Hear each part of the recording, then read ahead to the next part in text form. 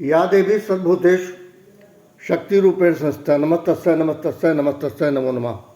आप सभी को मेरा प्रणाम। आज शुक्रवार है, माँ लक्ष्मी माँ संतोषी सबकी रक्षा करें। और वैसे तो वो सबकी रक्षा कर रही हैं, लेकिन आप उनके प्रति कितना समर्पित हैं ये आप जानें। कोई भी इष्ट देव, कोई भी देवी देवता सदैव सबकी रक्षा करते हैं, मानव कल्याण के लिए ही करते हैं, लेकिन आप कितना उनके हैं ये सोच के देखिएगा। आज 10 जनवरी है, पूरे देश में विश्व हिंदी दिवस मनाया जा रहा है।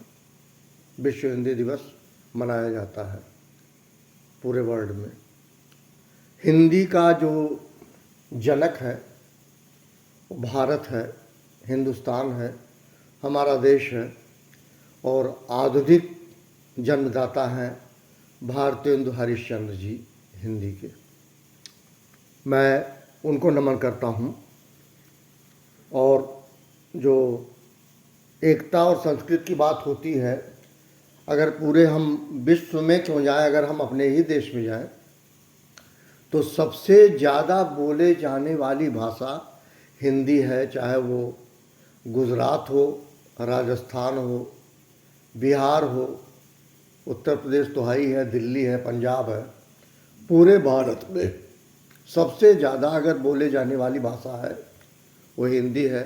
मेरी राजभाषा है, हमारे देश की राजभाषा है। और हिंदी विश्व में भी अगर कहीं भी आप जाएंगे तो हिंदी बोलने वाले लोग मिल जाएंगे। और ये तो कुछ बात है हिंदी दिवस पे, विश्व हिंदी दिवस पे। और सभी ने हाई स्कूल इंटर में भारतेंदु हरिश्चंद्र जी को पढ़ा होगा। मैं हिंदी की मर्यादा, हिंदी का सम्मान, हिंदी का बोलने का अंदाज,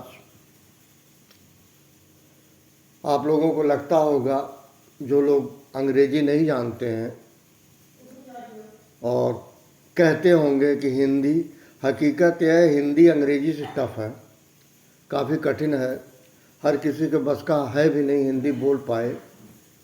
और बोलते सब हैं, लेकिन हिंदी में पैठ बनाना बहुत बड़ी बात है, आपको बता दें। और सारी भाषाओं में अगर कठिन है तो हिंदी है। देखिए, एक हिंदी का मैं कुछ शब्द बोलता हूँ, परिमार्जन करने का अर्थ। परिमार्जन होता है खूब अच्छा सा बर्तन धुलना, खूब अच्छा सा सफाई करना, परिमार्जन। परिमार्जन करने का अर्थ है धोना। उसके बाद एक शब्द है क्लिष्ट। क्लिष्ट माने होता है कठिन। एक शब्द है अट्टालिका। अट्टालिका जो बहुमंजिली इमारत होती है, सबसे ऊंची इमारत होती है, उसका जो ऊपरी हिस्सा है उसको अट्टालिका कहते हैं। उसके बाद तारतम्य। तारतम्य होता है एक फ्रीक्वेंसी किसी घटना या क्रम की। उसके बाद अछुड़। अछुड़ जो जिसके टुकड़े असंभव हैं, जिसके टुकड़े ना किए जाएं, ना कर पाए, उसको अछुड़ कहते हैं। उसके बाद उपकार के लिए कृतज्ञ है। उसके बाद तरल। तरल माने होता है नौका। उसके बाद है वसन। वसन बहुत कम लोग जानते होंगे। वसन का मतलब होता है कपड़ा, तन पे ढकने वाला या कहीं भी कपड़े को कहते हैं वसन। उसके बाद सुरभित। सुरभित शब्द ये सुसंगित है या सुगंधित है, सुशोभित है। अब मैं आपको एक बात बताऊं, संस्कृत से ही हिंदी है। संस्कृत चूँकि काफ़ी टफ है, बहुत कठिन है बोलने में, लिखने में, पढ़ने में, तो उसका ये प्रतिबिंब आया हिंदी भाषा। और हिंदी भाषा के संदर्भ में एक विरोधाभास भी कहा जाता है। आज के दिवस पे मैं समझता हूँ जिक्र करूँ। गोस्वामी तुलसीदास ने जनमानस में पहुँचाने के लिए सहज और सरल भाषा का प्रयोग किया था श्री रामचरितमानस में। जबकि रामायण की बात करेंगे तो रामायण संस्कृत में था, लेकिन संस्कृत लोग पढ़ ना पाते, न लिख पाते, न बोल पाते। गोस्वामी तुलसीदास जी ने बहुत सहज बनाया, जिसमें पूरा संपूर्ण रामचरितमानस आप देखेंगे, एक कक्षा 8 पढ़ा लिखा भी व्यक्ति आराम से गा सकता है। और घर से निकलते हैं सभी कहते हैं, प्रविश नगर की जय सब काजा, हृदय राखी कौशलपुर राजा। ये सहजता का प्रतीक श्री हनुमान चालीसा, सहजता का प्रतीक श्री रामचरितमानस। इसमें बहुत ज़्यादा शिक्षा की ज़रूरत नहीं है और लोग मानस गा लेते हैं। ये अच्छी बात है, जन जन तक पहुंचा।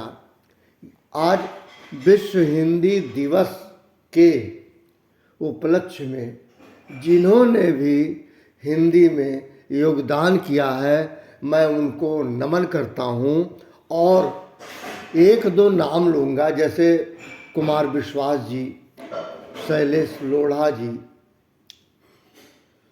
और तमाम है, एक हस्ती सुरेंद्रनाथ अवस्थी जी, और ऐसे तमाम होंगे जिन्होंने हिंदी को आगे बढ़ाया हिंदी में। और हिंदी कहीं से कमज़ोर भाषा नहीं है।